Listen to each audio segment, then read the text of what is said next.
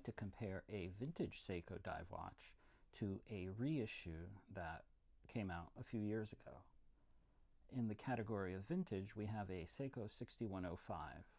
It is one of the big three, I think, classic dive watches that Seiko released in the 70s.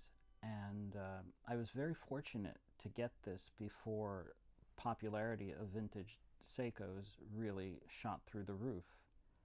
On top of that, this happened to have been serviced by Jack at IWW, so I knew the crown gaskets were taken care of and I wouldn't have to worry about reliability in the long run, especially since I don't wear it too often. If you don't have experience with vintage watches, one of the main issues you have, aside from fear of failure and reliability with the parts, is simply access to spare parts.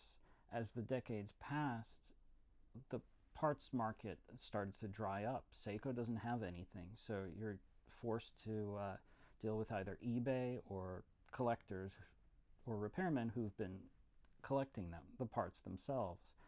And with every passing year, the sad reality is that fewer and fewer parts remain, and the parts that do remain are going to be expensive.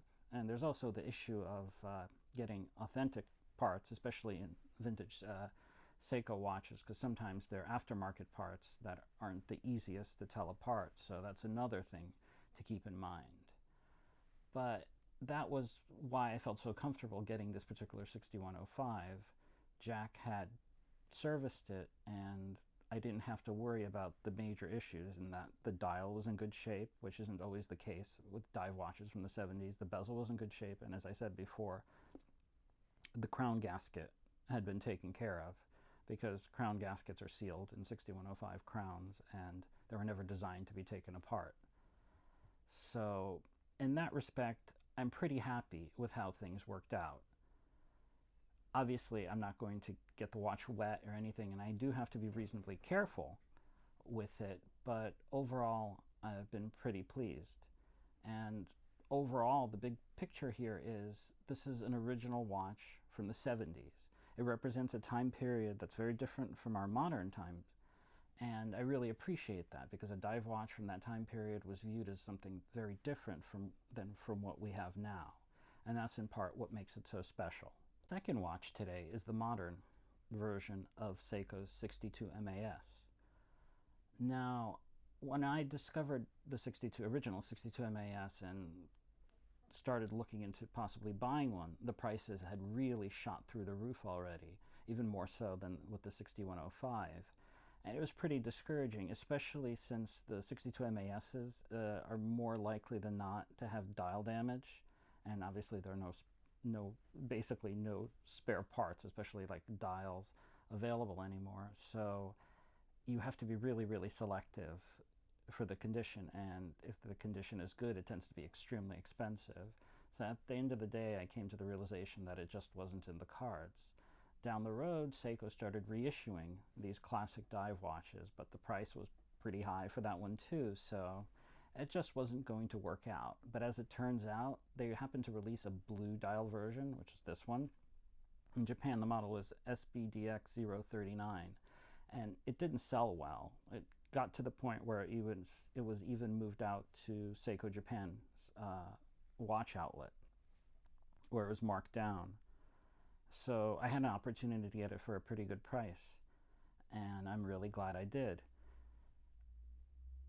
The price is less than a going rate for a good 62 MAS, and you have the same shape and form factor, and it's made by the same company, which in my mind is different than when like some micro brand or third party tries to copy something.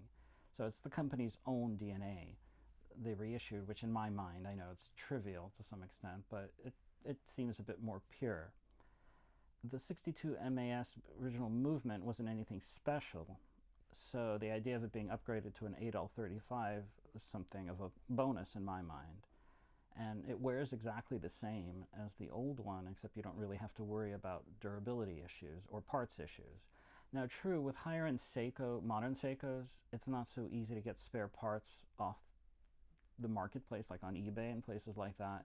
But at least, if nothing else, you know that you can send it to Seiko in Japan, and it could be serviced, and it could have parts replaced. So that's a big difference versus if you had an original 62 MAS where Seiko can't help you and you're stuck relying on the aftermarket. So in either case, both vintage or new, there is no right or wrong answer. I just thought I would do a comparison of two different experiences, one with vintage and one with new, and to just bring it out there in the likely or unlikely event that anyone else would have an interest in that. And that's about it for this video, and as usual, thanks for watching.